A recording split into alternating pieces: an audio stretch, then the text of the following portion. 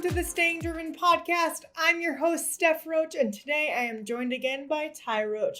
What's up, honey? What's up? How are ya? Doing well. What are we going to chat about today? So I wanted to kind of change things up today. I wanted to ask you some questions about your recent trip with REI when you guys went rafting. So much fun. Yeah, you had a good time? It was awesome. So the first thing I'm really curious about is, did you guys do any research at all? You know, I love doing research about these things. Yeah, I know that you were a big researcher, but quite honestly, I hadn't seen my mom and my sister in about 2.5 years. And my sister found this really cool adventure online, and she just asked me if we wanted to go rafting, and I said, why not? So there wasn't really much research involved, and I will say, like, certain things need a ton of research, but then there's also things that, like, in reality, the best research to do is when you get there and you kind of trial and error things. So I think this was the best way to go in that sense, because we had no idea really what we were getting into.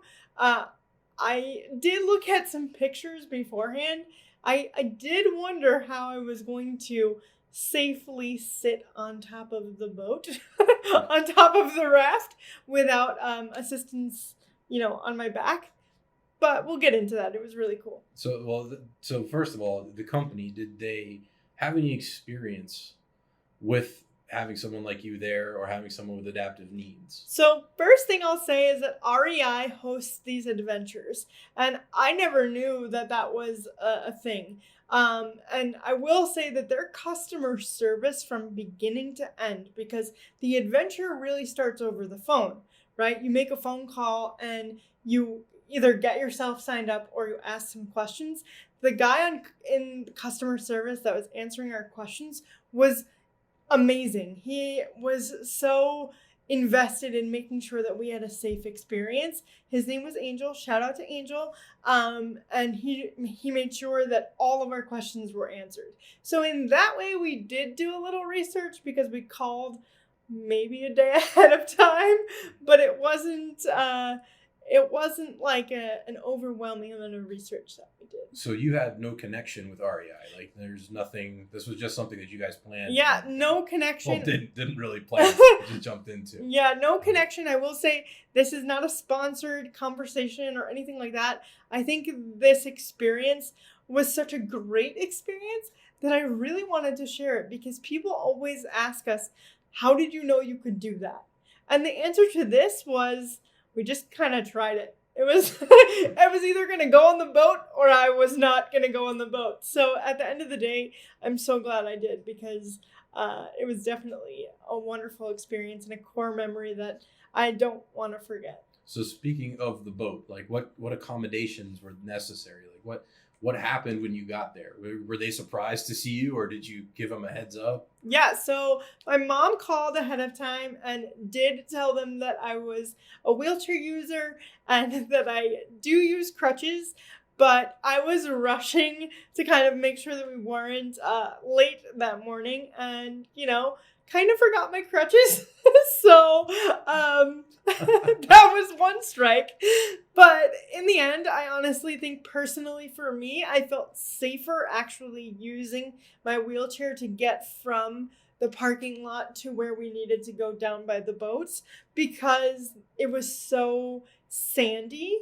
And even though the sand was compact, I don't think I would have felt as safe on my crutches. So all in all, it kind of worked out. So did you use your manual chair, your power chair, I used my power chair. Your wheelchair or your snowmobile chair? So I used my wheelchair, and I think the difference between what we call my big power chair, which is my quickie chair, and my wheelchair is the wheelchair is a little more compact. It's definitely not as strong in the sense of, like, you could move it pretty easily. It's a lot easier to lift you out of a ditch when you get stuck. Yeah. And I absolutely love the wheelchair. I appreciate all of the accessibility devices that I have access to, but this was good to be able to have an option, because if it did get stuck in the sand, it would have been easier to come out. But I will give somebody a piece of advice if you're listening and you are a chair user that wants to try to get closer to a sandy area or closer to the water, make sure you're on compact sand, because if you're not, you're gonna sink like quicksand. So we got pretty lucky that the pathway down to the boats was pretty compact. But yeah, it was awesome. So what adaptations did you end up needing? Okay, so as we got, we parked in the parking lot, and instead of going in the van that the group goes in, they actually allowed us to caravan so that we could take my chair safely and not have to transfer into the van, which I thought was a really cool first step. They'd never met me before. They just kind of knew that I was a chair user. And then... And we're talking about your accessible van, correct? Yeah. So I use a van, Braun Ability van with hand controls, but it also has a powered ramp. So we were able to caravan my van with the group van, followed the little group that was with us. And then when we parked in the parking lot, they actually allowed us to park in the parking lot, take my chair down to the water, get as close as I could to the water, and here's where the accommodations come in. So I met 3 of the adventure guides. I met Serenity, I met Missy, and I met Heather, which was really cool because I'd never met any of them before. And one of the first things that Heather says to me is, I got this because my dad has been a chair user for like 30 years. Yeah. And I've just been around this, most of my life. So if you need help, just communicate with me. But then on the other end, there was Missy and Serenity that were like, hey, I'm not as comfortable or as used to this, so just communicate what you need. And the coolest part is like Serenity kept telling me, like, thank you so much for the clear communication. Because getting from the sand to the actual boat, I needed to hold on to somebody to be able to go from point A to point B. So I had one person on one side, one person on the other side, and I was able to kind of walk with them, which was really cool. Then the first barrier came to mind. I sat down on the outside of the boat, so my feet were facing away from the boat. Now we have to get me into the boat. And I was like, well, I'm not exactly sure how I'm going to do all of this. So I sat down, we put the life jacket on, which was very important to me.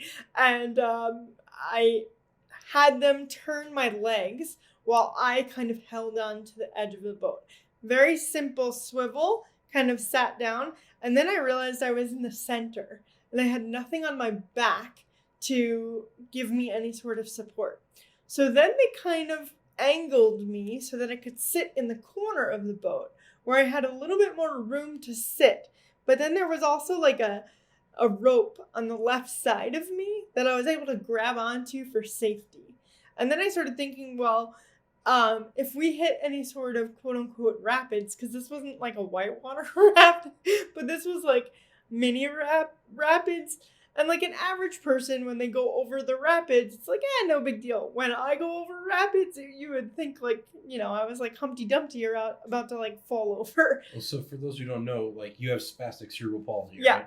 And so what are your barriers with that? As far as you say sitting up, but yeah. So what happens? So I couldn't I can for a small amount of time, keep my feet under me, right? And so if I have spasticity, which I can't truly control, my feet will just go straight out in front of me, and then I don't really have much stability.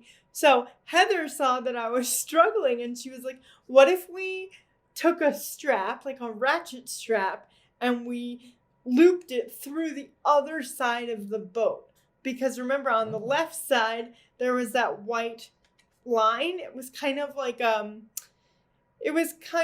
when you go rappelling, like rope rappelling. So it's kind of like rope. Yeah, I don't know what you call it, but like tough rope or whatever. It was around the whole boat. So it went around the whole boat. You had on the left side, I was able to hold on, but obviously the boat is wide, so I wasn't able to reach both sides.